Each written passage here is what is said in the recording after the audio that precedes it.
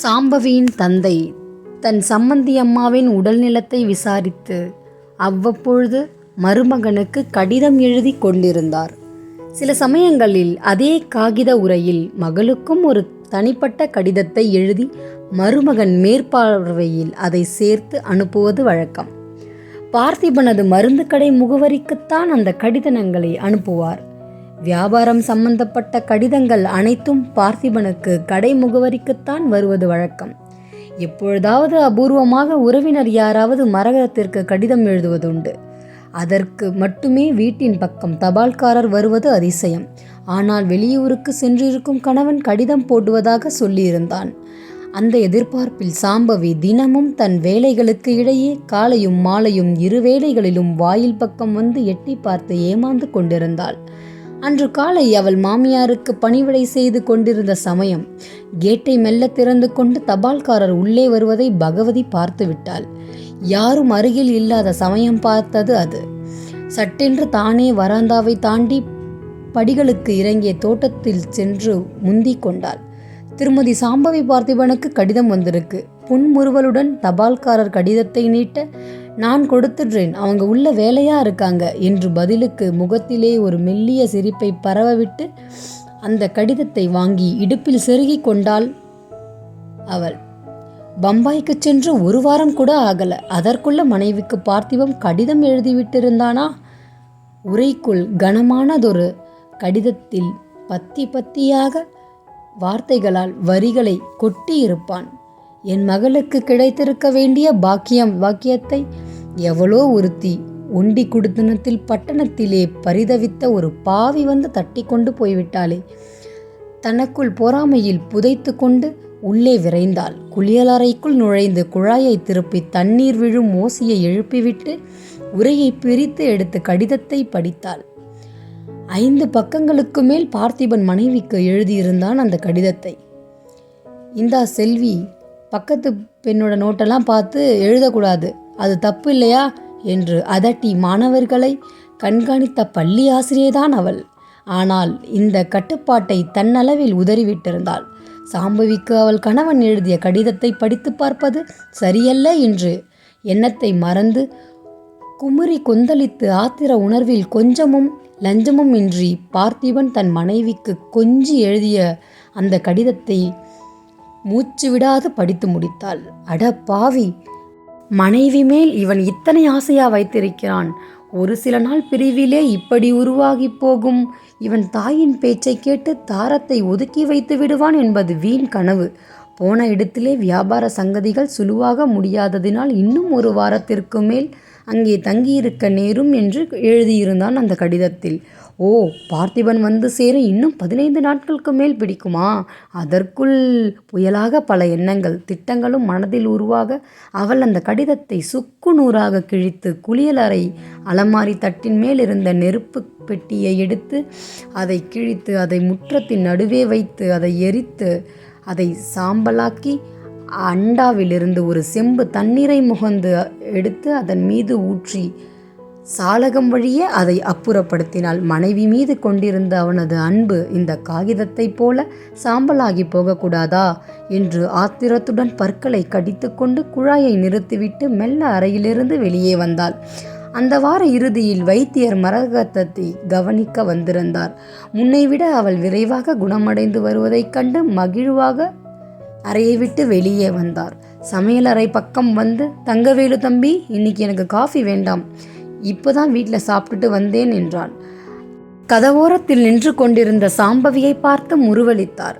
நேத்து தபாலில் பார்த்திபன் எனக்கு கடிதம் போட்டிருந்தார் என்று அவர் ஆரம்பித்ததை கேட்டு சாம்பவி திகைத்து போனாள். அவளுக்கு ஏன் அவள் கணவன் இன்னமும் கடிதம் போடவில்லை? நான் வரும் வரை என் தாயை நன்றாக கவனிச்சுக்கோங்க, சாம்பவிக்கு தைரியம் சொல்லுங்க என்று எழுதியிருந்தார். கவலைப்படாதீங்க, நீங்க ஊருக்கு திரும்பும் வரை வாரம் 4 தடவையாவது உங்க அம்மாவை நான் போய் பார்க்கிறேன். மனைவி தன் மாமியாரை கண்ணிமைக்குள் வச்சு காப்பாத்துக்கிட்டு வரும்பொழுது உங்கள் மனசு ஏன் சஞ்சலப்படணும்? பதில் எழுதி போட்டு விட்டேன். ஆமாம், எனக்கே ஒரு கடிதம் போட்டிருக்கிறார் பார்த்திபன். மனைவிக்கு குறைந்தது 2 கடிதமாவது எழுதியிருப்பாரே. பம்பாயில் சாப்பாடு வசதி எப்படியாம்? சும்மா சொல்லக்கூடாது, அவன் உன் மாமியார் நல்லாவே சமைச்சு தருவாங்க. படிக்கிற காலத்தில் உன் கணவர் லீவு விட்டதும் வீட்டிற்கு அடுத்த நாளே வந்து நிற்பார். அம்மா கை சாப்பாட்டு மேலே அத்தனை ஆசை. இப்போ சொல்லிவிட்டு பரிகாசமாக கண்களை சிமிட்டிக்கொண்டு சிரித்தார். வைத்தியருக்கு கடிதம் எழுதிய அவள் கணவன் அவளுக்கு ஏன் இன்னமும் கடிதம் எழுதவில்லை? அடிவயிற்றில் அழுகை புரள, கவலையில் அவளது உணர்வுகள் துவண்டன. இன்னும் அவர் எனக்கு எந்த கடிதமும் எழுதவில்லை என்று அவள் சொல்லி முடிப்பதற்குள் அந்த இடத்தில் பகவதி வந்து கலந்து கொண்டாள். ஆச்சரியமா இருக்கே, அவர் கட்டாயம் உனக்கு கடிதம் எழுதியிருக்கணுமே. டாக்டர் வைத்தியலிங்கம் முணுமுணுத்ததை கேட்டு பகவதி அதிர்ந்து போனாள். ஊர் மக்கள் அத்தனை பேருக்கும் தெரிந்தவர் இவர். நாளையோ மறுநாளோ எதாச்சையாக தபால்காரரை பார்த்து ஏன் சாம்பவிக்கு கடிதம் இன்னும் வரவில்லையா என்று கேட்டுவிட்டால், 2 தினங்களுக்கு முன்தான் வீட்டு தோட்டத்தில் நுழையும் முன்னே பருமனான ஒரு அம்மா வந்து அந்த கடிதத்தை வாங்கி போனார் என்று அவரும் உளறிவிட்டால், ஐயையோ! எச்சிலை விழுங்கி கொண்டாள் பகவதி. தம்பி பார்த்திபன் வியாபார காரியமா வெளியூருக்கு போயிருக்கு. பாவம், எத்தனை வேலையோ எத்தனை கஷ்டங்களோ. தன் தாயாரின் உடம்பை பற்றி உங்களுக்கு கடிதம் போட்டு அது நியாயம். இன்னும் சில நாட்களில் திரும்ப வரப்போகிறோமே, எதுக்கு அப்படின்னு சாம்பவிக்கு கடிதம் எழுதாமல் இருந்திருக்கலாம் என்று கூறிவிட்டு சாம்பவியை வெறித்தாள். இருக்கலாம், அடுத்த கடிதம் எனக்கு வந்தா நானும் வேடிக்கையா பதில் போட்டு வைக்கிறேன். சாம்பவிக்கு கடிதம் போடாமல் எனக்கு நீங்கள் எழுதுறது சரியில்லைன்னு. உண்மை நிலவரம் தெரியணும்னா உங்கள் மனைவி கிட்ட இருந்து தான் தகவல் கிடைக்க முடியும். நீங்கள் இப்படி மௌனமாக இருக்கிறதால உங்கள் மனைவி ரொம்ப மனம் துவண்டு போயிருக்காங்க அப்படின்னு எழுதுகிறேன். அதுக்கு பிறகு நாளைக்கு ஒரு கடிதம் இந்த வீட்டு கதவை இடுக்கில் வழியே வந்து உங்களுடைய ஹாலில் வந்துட்டு அந்த கடிதம் விழலை அப்படின்னா என்னோட பேரே வைத்தியலிங்கம் இல்லை என்று சொல்லி உரத்த குரலில் சிரித்தார். பின்னர் தன் பையை எடுத்து கொண்டு கிளம்பினார். பாவி மனிதன், ரொம்ப சலுகை எடுத்துக்கொண்டு அப்படி எழுதி போட்டாலும் வியப்பதற்கில்லை. பார்த்திபனுக்கு உண்மை தெரிந்துவிட்டா பகவதியின் நெஞ்சு படபடவென்று அடித்து கொண்டது. அனைத்தையும் கேட்டுக்கொண்டே காய்களை நறுக்கி கொண்டு மேடை அருகே நின்ற தங்கமேரு சந்தேகத்துடன் பகவதியை உருவி பார்த்தார். சின்னம்மா, நம்ம ஐயா கட்டாயம் உங்களுக்கு கடிதம் போட்டிருப்பாரு. ஒரு சமயம் தபால்காரர் அதை தப்பான விலாசத்தில் போட்டுவிட்டு வந்திருக்கலாம். சமீபத்தில் வீட்டு நம்பர்கள் எல்லாம் மாற்றினாங்க. அதில் ஏதோ குழப்பம் ஏற்பட்டிருக்கலாம். எதுக்கும் நான் சாயங்காலம் வெளியே போகிறச்ச தபால் ஆஃபீஸ் பக்கம் போய் ஒரு வார்த்தை கேட்டு பார்க்கவா என்று அவன் கேட்க பகவதிக்கு கோபம் கட்டுக்கொள்ளவில்லை. ஏய்யா, உனக்கு இந்த வீட்டில் சமையல் வேலை செய்யவே பொழுது பத்தலை, இப்போ துப்பு துளக்க ஊர் சுத்த கிளம்புறீங்களா? பெரியம்மா காதில் இந்த சங்கதி வீழ்ந்துச்சோ, உங்களை இன்னிக்கே இங்கிருந்து அனுப்பிவிடுவார். சமையல்காரனுக்கு வீட்டு விஷயங்களில் என்ன பங்கு? இத்தனை இடம் யார் கொடுத்து வச்சிருக்காங்க? இதுக்கு முன்னாடி நான் வந்தப்போ வாயை திறக்காத மனுஷன் ரொம்பத்தான் பேச வந்துட்டாரு. அதட்டலாக உருமினாள். அம்மா, நீங்கள் வீட்டுக்கு வந்திருக்கும் விருந்தாளி. என்னை அதட்டவோ மிரட்டவோ உங்களுக்கு உரிமை கிடையாது என்றபடி கையில் பிடித்திருந்த காய்கறி அறியும் கத்தியுடன் தங்கவேலு முரட்டுத்தனமாக அவளை உற்று பார்த்தாள். அந்த கத்தியால் என்னை குத்தி கொன்று விடுவீங்க போல இருக்கே. பகவதி ஆத்திரமாக சிரித்தாள். குத்துறது குடையிறது எல்லாம் உங்கள் பழக்கம். பதிலுக்கு தங்கவேலு சீறினான். வாய்ப்பேச்சு முற்றி பெரும் சண்டையாக முடிந்துவிடும் என அஞ்சி சாம்பவி இடையே புகுந்தாள். சமையற்கார ஐயா, எனக்காக கொஞ்சம் நீங்கள் சும்மா இருங்கோ. ஒரு சமயம் நாளை மறுநாள் காகிதம் வரலாம். ஒரு சிறு சங்கதிக்காக ஏன் இந்த தர்க்கம் என்று மிருதுவாக குரலில் குழைவாக வேண்டிக் கொண்டாள். சமையற்கார தங்கவேலு பிகுவாக திரும்பிக் கொண்டான். நம்ம பாட்டில் இங்கே பேசிக்கிட்டு நிற்கிறோம். மரகதத்துக்கு அங்கே என்ன தேவைப்படுகிறதோ அரை கதவு சாத்தி இருப்பதால் அவள் கூப்பிடுறது கூட நமக்கு கேட்காது. போய் முதல்ல மாமியாரை கவனி. ஊருக்கு போன புருஷன் எங்கே ஓடிவிடுவான்? அப்படி மூஞ்ச தூக்கி தொங்க விட்டுக்காத. உன்னை போல வயசில் என் கணவர் என்னை விட்டுட்டு மாதக்கணக்காக டூர் போயிடுவார். அதுக்காக நான் வீட்டு வேலையை போட்டுட்டு வாசல்லே போய் நின்றுக்கிட்டு இருந்தேனா? நல்ல பொண்ணு நீ. இந்த சமயக்காரனுக்கு ரொம்ப தான் இடம் கொடுத்து வச்சிருக்க. வேலைக்காரங்களை வைக்கிற இடத்துல வைக்காட்டி நமக்கு தான் சங்கடம். படபடவென்று பேசிய பகவதி பேசிக்கொண்டே நகர்ந்தாள். பார்த்திபன் கடிதத்தின்படி அவன் திரும்ப சில நாட்கள் பிடிக்கும். வைத்தியலிங்கம் இடை புகுந்து குளறிவிடும் முன் அவள் மரகதத்தை கைக்குள் போட்டுக்கொண்டு அந்த காரியத்தை சாதித்து விட வேண்டும். அவள் மகளுக்கு அந்த வீட்டில் வாழ்வு கிடைக்கிறதோ இல்லையோ அக்கறை இல்லை. மாயாவுக்கு போட்டியாக வந்த இந்த சாம்பவின் வாழ்க்கை சாம்பலாகி போக வேண்டும். அவளது அடுத்த வேலை அதை மிக விரைவாக செய்து முடிக்க வேண்டியது அவசியம். தாடை இறுக பற்களை கடித்து கொண்டு பொறாமை நெஞ்சை நெருப்பாக எரிக்க அவள் மரகதத்தின் அறைக்குள் பாகம் 28. ரொம்ப சுவாரஸ்யமாக இருக்க பொழுது வாங்க பார்க்கலாம். காலை குளியலுக்கு பின் மாற்றுடை அணிந்து கொண்டு நெற்றியில் பளிச்சென்று திருநீர் கீற்றை அணிந்து கொண்டு பகவதி அந்த வீட்டு பூஜை அறைக்குள் நுழைவது வழக்கமாக கொண்டிருந்தாள். தெய்வ வழிபாட்டில் தனக்கு அதிக நம்பிக்கை என்பதை வீட்டில் உள்ள ஆள்படைகளுக்கு முன் காண்பித்து கொள்ள வேண்டுமென்றே அவளது நோக்கம். வாய்தான் ஒரு தோத்திரத்தை முணுமுணுக்குமே ஒழிய அவளது கண்கள் அறைக்குள் உள்ள ஒவ்வொன்றையும் கூர்மையாக ஆராய்ந்து கொண்டிருக்கும். பளிங்கு மேடை மீது அமர்ந்திருக்கும் வெள்ளி விநாயகரை வியப்புடன் பார்ப்பாள். இடுப்பளவு உயரத்தில் அவரது இரு பக்கங்களிலும் 5 முகங்கள் கொண்ட ஒளிவிட்டு கொண்டிருக்கும் அந்த வெள்ளி குத்துவிளக்குகளின் விலையை மனதிற்குள் மதிப்பிட்டு கொள்வாள். பளிங்கு பீடத்தின் கீழே பூஜைக்கு மலர்கள் எடுத்து வர உபயோகிக்கும் வெள்ளி மரக்கால், அதன் அருகே இருந்த கனமான வெள்ளி தட்டு முதலியவைகளை பார்த்து பெருமூச்சு விடுவாள்.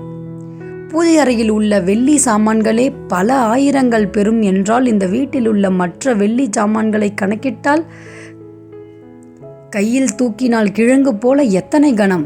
எல்லாம் சட்டநாதனின் முப்பாட்டன் கால பொருள். இப்பொழுது இவைகளை வாங்க வேண்டுமென்றால் எத்தனை பணம் பிடிக்கும்? பலவிதமான சிந்தனையில் தொய்வதை மறந்து தெய்வத்தை மறந்து அவள் சில நிமிஷங்கள் பொறாமை உணர்வில் தவித்துவிட்டு வெளியே வருவாள். அன்று காலை அவள் பூஜை அறைக்குள் புகுந்த பொழுது ஒரே கல்லில் 2 மாங்காயை அடிப்பது போன்றதொரு பயங்கர திட்டம் சட்டென்று மனதில் தலை தூக்கியது. தங்கவேலு மிகவும் மும்முரமாக சமையல் வேலையில் ஈடுபட்டு கொண்டிருந்த சமயம் அது. மாமியாரை கவனிக்க சாம்பவி நோயாளியின் அறைக்குள் சென்று விட்டிருந்தாள். வேலைக்காரி பொன்னி சாமான்களை விளக்க கிணற்றுக்கு அடியில் போய் சென்று விட்டிருந்தாள். வீடு கூட்டும் காத்தாயி முன்பக்கத்து தோட்டத்தில் குவிந்து கிடக்கும் மலர்களும் இலைகளை பொறுக்கி பின் பக்கத்து குழி ஒன்றில் நிரப்பும் பணியில் ஈடுபட்டிருந்தாள். மாயா குளியலறையில் குழாயை திருப்பி விட்டு கொண்டு புதிதாக தான் வாங்கி வந்த வெளிநாட்டு சோப்பை குழைத்து நுரை செய்து சோப்பு விளம்பர பெண் போல முகத்தில் தடவிக்கொண்டு கண்ணாடியில் வேடிக்கை பார்த்து விளையாடி கொண்டிருந்தாள். இது போன்ற அருமையான வாய்ப்பு அந்த வீட்டில் சட்டென்று கிடைப்பது அரிது. எனவே பகவதி சடுதியில் செயல்பட்டாள். பூஜை அறையில் ஒரு பக்கமாக வைக்கப்பட்டிருந்த அந்த வெள்ளி தட்டை எடுத்தாள்.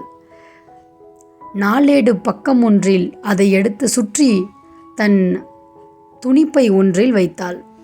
சிறிது பொழுதில் காஃபி பலகாரத்தை முடித்துக்கொண்டு செந்தூர்பட்டி ஜோசியர் ஞானதேசிகரை பார்த்து சில விபரங்கள் தெரிந்து கொண்டு வர வேண்டும் என்று மரகதத்திடம் கூறிவிட்டு புறப்பட்டு விட்டாள். பஸ் பிடித்து நேரே திருச்சி டவுனுக்கு சென்றாள். அங்கு கடை தெரு ஒன்றில் வெள்ளி பாத்திர கடையில் தட்டை விற்றுவிட்டு பணத்தை வாங்கி தன் மணிப்பர்சில் திணித்து கொண்டாள். திரும்பி வரும் வழியில் செந்தூர்பட்டியில் இறங்கி ஜோசியர் ஞானசிகரத்தை சந்தித்தார். அவர் கையில் ஒரு 100 ரூபாயை வைத்துவிட்டு 2 தினங்களுக்கு பின் அவர் மரகதத்தை காண வரவேண்டும், அப்பொழுது என்ன விதமான தகவல்களை சொல்ல வேண்டும் என்று உபதேசித்துவிட்டு வழியில் ஒரு ஓட்டலில் பகல் சாப்பாட்டை கவனித்து கொண்டு நிம்மதியாக பொழுது முழுவதும் கழித்துவிட்டு வீடு திரும்பினாள். சாதாரண நாட்களாக இருந்தால் மரகதம் ஆரோக்கியமாக வீட்டில் நடமாடிக் கொண்டிருந்த காலமாக இருந்தால் நிலைமை வேறாக இருந்திருக்கும். ஞானதேசிகர் என்பவருக்கு ஜோசிய சாஸ்திரத்திற்கு காதா தூரம்.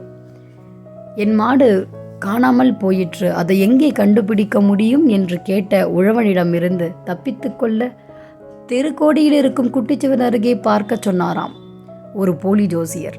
மாடு கிடைத்து விட்டது. மனிதன் பெயரும் பிரபலமாகிவிட்டது. அந்த கதையைப் போலத்தான் ஞானதேசிகரின் சங்கதியும். ஏதோ தாமே படித்து அறிந்த ஜோசியத்தை 2 பேருக்கு சொல்ல அது குருட்டுத்தனமாக பழித்து விடவே அந்த வட்டாரத்தில் அவர் பலருக்கும் தெரிந்தவராகிவிட்டார். இந்த உண்மை மரகதம்மாள் நொடி பொழுதில் கண்டுபிடித்து விட்டிருப்பாள். அவரை தன் வீட்டு வாசற்படி கூட விட்டிருக்க மாட்டாள். நோயாளி என்ற நிலையும் சாம்பவி மேல் ஏற்பட்டிருந்த பகையும் அவளது அறிவை குழப்பி விட்டிருந்தன. இடுப்பார் கைப்பிள்ளையாக பகவதியின் பேச்சுக்களை ரொம்பவே நம்பிவிட்டிருந்தாள். அன்று மாலை பூஜை அறை விளக்கை பொருந்தி சாம்பவி அவசரத்தில் கவனிக்கவில்லை. மறுநாள் காலை பூஜை தட்டை துலக்க தேடிய பொழுது திடுக்கிட்டு போனாள். பூக்குடை அருகே முதல் நாள் அவள் வைத்துவிட்டு போன தீபாராதனை தட்டை காணவில்லை. விரைவாக ஓடி வந்து மரகதத்திடம் சங்கதியை சொன்னாள். அமுத்தலாக கொஞ்சமும் பயமின்றி நோயாளியின் படுக்கையறை அருகே ஒரு நாற்காலி மீது உட்கார்ந்திருந்த பகவதி அவளை அதிசயமாக பார்த்தாள். வழக்கம் போல சீக்கிரம் குளித்திருந்தால் நான் கவனிச்சிருப்பேன். உடம்பு கொஞ்சம் வசதியாக இருந்ததால் நான் அந்த அறை பக்கம் இன்னும் போகவே இல்லை. கொஞ்சம் நாளாக இந்த தங்கவேலு அடிக்கடி பூஜை அறைக்குள்ளே நுழைவதும் சுத்தும் முத்தும் பார்ப்பதுமாக நான் கவனிச்சிருக்கேன். ஒரு சமயம் இது அவன் வேலையாக கூட இருக்குமோ என. என்ன சொல்கிறீங்கம்மா? சாம்பவி பதட்டமாக கேட்டாள். இன்னும் எப்படி விலைக்கு சொல்வது? மனுஷனுக்கு செலவு என்னவோ எடுத்து வச்சிருக்கலாம் இல்லையா என்று அவள் சொல்ல, ஐயோ, அப்படி அபாண்டமாக அவர் மேலே பழி போடாதீங்கம்மா. என் கணவர் சின்ன பிள்ளையா இருந்த காலத்திலிருந்தே இங்கே உழைப்பவர், ரொம்ப நாணயஸ்தன் கூட என்று சொன்னாள். உனக்கு உதவியா என்னை தூக்கி எறிஞ்சு பேசுகிறானே இந்த தடிய, அதுக்காக நீ அவனுக்கு வக்காலத்து வாங்க வந்துட்டியா? எத்தனை வருஷம் உழைச்சா என்ன? சில பேருக்கு திருட்டு புத்தி தலையை நீட்டும். மரகதம் தன் மருமகளை கோபத்துடன் வெறித்தாள். உன்னை விட வயசுல பெரியவ பகவதி, நம்ம வீட்டுக்கு வந்திருக்கும் விருந்தாளி. அவளை எதிர்த்து நீ ஏன் வாயாடுற? அந்த திருட்டுல உனக்கு ஏதாச்சும் பங்கு உண்டா? அந்த தங்கவேலுவை கூப்பிட்டா 2 அதட்டுனா விஷயம் அம்பலமாகுது என்று உருமினார். நேற்று சாயங்காலம் எங்கே போயிருந்தான்னு தங்கவேலுவை கூப்பிட்டு ஒரு வார்த்தை கேளு மரகதம். அப்படியே அசந்து போய்விடுவான். போன வெள்ளிக்கிழமை சுவாமி படத்துக்கு தீபாராதனை செய்ய தட்டை தூக்கினேன். என்ன கணம்! இப்பத்தி விலைக்கு எத்தனை பிடிக்கும்? இது மாதிரி பொருட்கள் தான் இப்போ கிடைக்குமா? பகவதி தூபம் போட்டாள். பொன்னியை கூப்பிட்டு சீறினாள் மரகதம். அவள் முகம் செவேல் என்று மாறியது. அத்தை, ரொம்ப கோவப்படாதீங்க, உடம்புக்கு ஆகாதுன்னு டாக்டர் சொல்லியிருக்காங்க என்று சாம்பவி குறிவிட்டு கனல் தெரித்த விழிகளால் அவளை கடுமையாக வெறித்தாள். எனக்கு தெரியும், நீ பேச தேவையில்ல, உரத்த குரலில் அதட்டினாள். சமையலறையிலிருந்து தங்கவேலு ஓடி வந்து கை கட்டி கொண்டு எதிரே நின்றார். உனக்கு பண கஷ்டம் வந்தபோது 300 தடவை என்கிட்ட வந்து கேட்ட ஞாபகம் இருக்கா? நான் உடனடியாக கடன் கொடுத்து உதவலையா? எடுத்த எடுப்புல மரகதம் அவரை கோபத்துடன் கேட்டாள். தன்னை சுற்றிலும் பார்த்தார் தங்கவேலு. வேலைக்காரி காந்தாயி, தோட்டக்காரர் இருவரை தவிர அத்தனை பேரும் அந்த அறைக்குள் இருப்பதைக் கண்டு திடுக்கிட்டு போனார் அவர். ஏன் அப்படி முழிக்கிற? படுத்து கிடந்தாலும் எனக்கு வீடு பூரா கண்ணு. தெரிஞ்சுக்கோ தங்கவேலு, பணம் வேணும்னா வந்து கேட்டா என்ன கொள்ள? என் மாமனார் காலத்து வெள்ளி தட்டை எடுத்து எங்க போய் வித்து தொலைச்ச? வெள்ளி தட்டா? தங்கவேலு திகைப்புடன் கேட்டார். இந்த நாடகம் என்கிட்ட செல்லுபடியாகாது. பூஜையில் அறிந்த வெள்ளி தட்டை எடுத்துக்கிட்டு போய் நேற்று சாயங்காலம் எங்க போன? மரகதம் அதட்டலாக கேட்டாள். தினமும் சாயங்காலம் நான் சிவன் கோவில் பக்கம் காத்தாட போறது வழக்கம். உங்களுக்கும் அது தெரிஞ்ச சங்கதிதானே? பதிலுக்கு உரிமினான் தங்கவேலு. அந்த சாக்கில் என் வீட்டு சாமானை தள்ளிட்டு போயிட்டியா? மரியாதையா அதை எங்க போய் வித்தேன்னு சொல்லிடு, இல்லாட்டி கண்கள் சிவக்க மீசை துடிக்க தங்கவேலு மரகதத்தை வெறித்தார். இந்த விருந்தாளி அம்மா நேற்று காலையில் அவசரமாக புறப்பட்டு போனாங்களே, அவங்க ஒரு சமயம் தட்டை தூக்கிட்டு போயிருக்கலாம் இல்லையா? நான் தான் திருடினேன் என்பதற்கு என்ன ஆதாரம்? இவங்க பெட்டி பைகளை முதல்ல சோதிச்சுட்டு பார்த்துட்டு பிறகு என்மேல் குற்றம் சொல்லுங்க, ஆத்திரமாக கத்தினார். சே, இத்தனை ஆண்டு உழைத்த பிறகு இந்த பட்டமா நமக்கு கிடைத்தது என்று அவரது நெஞ்சம் கொதித்தது. பகவதி ஒரு கணம் நடுங்கி போனாள். தேன்கூட்டை காலால் உதைக்கப் போக அதிலிருந்து தேனீக்கள் புறப்பட்டது போல பெரிய வம்பில் மாட்டிவிட்டோமோ? மரகதம், உன்கிட்ட சொல்லிட்டு தானே நான் நேற்று வெளியே புறப்பட்டேன். எதுக்குன்னு உனக்கு தெரியும். ஆசையோடு உன்னை பார்க்க ஊரிலிருந்து வந்த எனக்கு மிகவும் இது தேவைதான், இன்னமும் தேவைதான். படப்படவென்று பேசிவிட்டு விசும்பி அழத் தொடங்கினாள். அம்மா, இன்னைக்கு நம்ம ஊருக்கு புறப்பட்டு விடுவோம். நம்ம இப்படி அவமானப்படுத்தின பிறகு இங்கே ஒரு நிமிஷம் நிற்கிறது கூட கேவலம் என்று புலியாக சீறிய மகள் தாயின் அருகில் வந்து தன் புடவை முந்தானியால் அவளது கண்களை துடைத்து விட்டாள். ஏம்மா மாயா, நீங்கள் 2 பேரும் ஏன் ஊருக்கு போகணும்? இந்த வீட்டை விட்டு இந்த கணமே தங்கவேலு தான் வெளியேறணும், இல்லாட்டி நான் போலீஸில் புகார் செய்து. மரகதம் முடிப்பதற்குள் தங்கவேலு கோபத்துடன் தன் கைகளை தூக்கி ஒரு பெரிய கும்பிடு போட்டார். நான் இப்போவே கிளம்பி போகிறேன். என் சம்பளத்தை பின்னாடி ஐயா வந்ததும் நான் கணக்கு பார்த்து வாங்கிக்கிறேன். நான் போகிறதுக்கு முன்னாடி என் பெட்டி படுக்கையை, என் பை எல்லாத்தையும் இங்கே எடுத்துகிட்டு வந்து உங்கள் முன்னாடி உதறி காமிக்கிறேன். பிறகு இன்னமும் ஏதாச்சும் காணாமல் போயிருந்தால் அந்த குற்றமும் என்மேல் சுமத்த மாட்டீங்கல்ல, என்ன நிச்சயம். கோபமாக கேட்டுவிட்டு அறையை விட்டு விலகினார் அவர். இவ்வளோ சுவாரஸ்யமாக போயிட்டுருக்க இந்த கதை என்ன நடக்கும் இதுக்கப்புறம் இந்த ஃபேமிலியில் அப்படின்னு நம்ம பார்க்க போகிறோம். சப்ஸ்கிரைப் பண்ணி வச்சுக்கோங்க, பெல் பட்டன் ப்ரெஸ் பண்ணி வச்சுக்கோங்க. அடுத்த ஒரு சூப்பரான பதிவில் சந்திக்கலாம். நன்றி. ஹைப் பண்ணுங்கள்.